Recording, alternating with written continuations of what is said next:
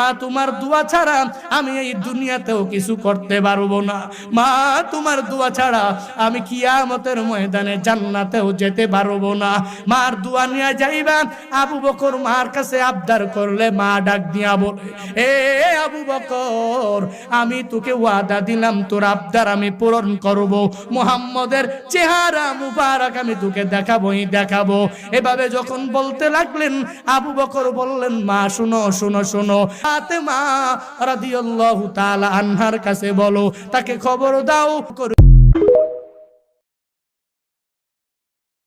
মা তোমার দোয়া ছাড়া আমি এই দুনিয়াতেও কিছু করতে পারবো না।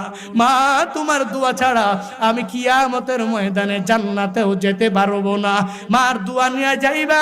আবু বকর মার কাছে আবদার করলে মা ডাক দিয়া বলে, এ আবু বকর, আমি তোকে ওয়াদা দিলাম তোর আবদার আমি পূরণ করব। মুহাম্মদের চেহারা মুবারক আমি তোকে দেখাবোই দেখাবো। এভাবে যখন বলতে লাগলেন, আবু বকর বললেন, মা শুনো শুনো শুনো, ফাতেমা রাদিয়াল্লাহু তাআলা আনহা